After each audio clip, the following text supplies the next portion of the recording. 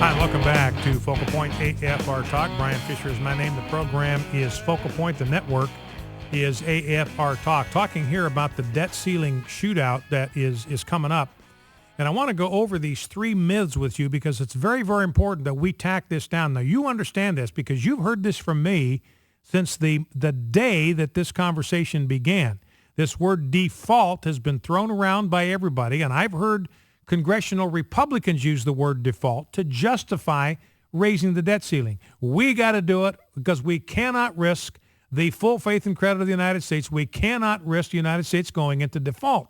And it's just an excuse on the part of weak-kneed Republicans to raise the debt ceiling. That's what they're looking for. They're looking for some cover here. They're looking for some way to justify to those of us that are genuine fiscal conservatives why they're out there willy-nilly raising irresponsibly the debt ceiling. And so they're trying to use the word default with us, and it's important that we not fall for that. And here's Rifkin and Casey in their piece in the Wall Street Journal from Friday or Saturday.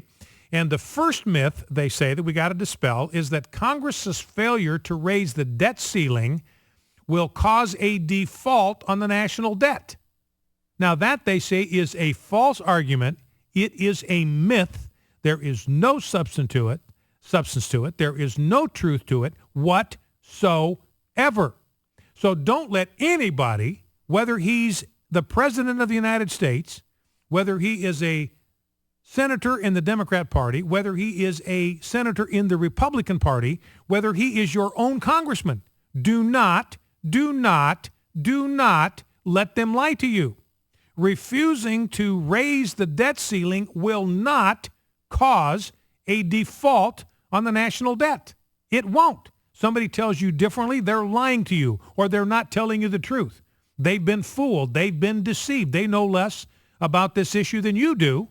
And those are the people that were paying $174,000 a year or $193,000 a year, if they're in the Senate, to deal with these problems. And now you and I know more about this than they do, or at least than they're willing to admit. Now, the reason is very simply this. 14th Amendment says the public debt authorized by law shall not be questioned. But what these writers point out is that the only way the United States can go into default is by failing to pay the interest on the debt. That's it. The only way that the United States goes into default is if the United States Treasury refuses to pay the interest on the debt. Now, here's the deal. Right now, it takes about $220 billion a year to pay the debt, to pay the interest on the debt. The federal government receives about $2.4 trillion in tax revenue. In other words, the federal government right now, as you and I are speaking, receives 10 times in tax revenue what is necessary to service the national debt. So all the Treasury has to do is to say, look, priority one, even if you don't raise the debt ceiling, even if we are forced to spend only what comes in, realize they're still going to have $2.4 trillion on which to run the United States government. And what I would submit to you, if you can't run our government on $2.4 trillion a year, you better resign and make room for somebody who can. That's absurd to think that you cannot run a nation on $2.4 trillion a year. I don't want to hear any whining. I don't want to hear any complaining. I don't want to hear anybody in Congress saying what tough choices they have to make, trying to whip up sympathy for them. They created this mess, and we're paying them almost $200,000 a year to clean it up. And I'm saying it's time they start earning their money. All right, now let me slow down here before I get a text from my wife.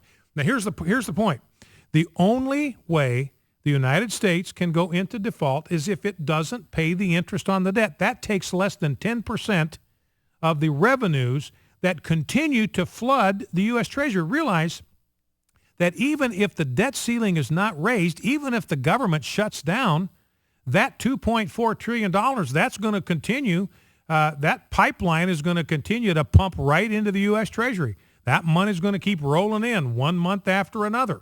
So that $2.4 trillion is going to be there whether the government is shut down or not. All they got to do is say we're going to take less than 10% of that. Our priority is going to be to pay the interest on the national debt, and the United States will not go into sovereign default. So do not, I repeat, do not let them lie to you. Do not let them use this word default in a way that's fuzzy and misleading. Default means you fail to pay the interest on the debt. That takes less than 10% of federal revenues. Now, the second lie, they say, is that Congress must raise the debt ceiling to pay its bills because of the obligations of the 14th Amendment. But that's what we just talked about. The word in the 14th Amendment is not obligations. If the word and the wording was specifically changed, in other words, it originally said obligations. The obligations authorized by law shall not be questioned. They changed it to the word debt. Public debt as authorized by law shall not be questioned. So they were very, very deliberate in saying that. So that means it does not apply to Social Security. It does not apply to Medicare. It does not apply to Medicaid. Does not apply to any entitlement spending whatsoever. Doesn't apply to the military. And the Supreme Court dealt with this issue, as a matter of fact, in Fleming v. Nestor in 1960. And this had to do with the power of Congress to modify Social Security benefits. Here's what the Supreme Court itself said in 1960, quote, entitlements and, quote, contractual arrangements, including those to which a sovereign itself is a party, that's the United States. The United States itself is a party to this contractual arrangement, remain subject to subsequent legislation by the sovereign, that is the United States. So these contractual arrangements remain subject to subsequent legislation by the sovereign. That means that Congress can change these entitlement arrangements anytime they want. Now, it may be a bad idea to do it. It may be bad politics, but there is absolutely no constitutional restriction on Congress saying, look, we have got to change the benefit structure in Social Security. We've got to raise the retirement age. We have to reduce benefits for those that are over a certain income threshold. We have to reduce benefits across the board. There's nothing legally or constitutionally that can stop them from doing that. Now, I had someone tell me some time ago, someone is in Washington, D.C., who's an elected official, said some time ago, look, if we do that, if we don't raise the debt ceiling, we're going to have to cut Social Security paychecks in half. Well, they may have to do that, but there is nothing constitutionally or legally that can stop them from doing it. If that's what they need to do in order to balance the budget, as President Obama says, we've got to pay our bills. I agree, 100%, got to pay our bills. And it's time to start paying our bills and living within our means. Then the third myth is that the president can unilaterally raise the debt ceiling. And we've talked about this. I've quoted the Constitution. Only Congress can do that. So it's important to understand these three things, critically important to understand it and remember it, that number one, only Congress can increase the debt ceiling. Number two, the only thing that debt refers to is interest payments on the money that the United States has borrowed. Does not refer to commitments, spending commitments is made. Now, it may be bad news for people that are receiving Social Security payments. Nobody wants to do it. Nobody looks forward to do it. Nobody wants to do it. But the reality is we simply cannot keep going as we are. We're broke. We are out of money.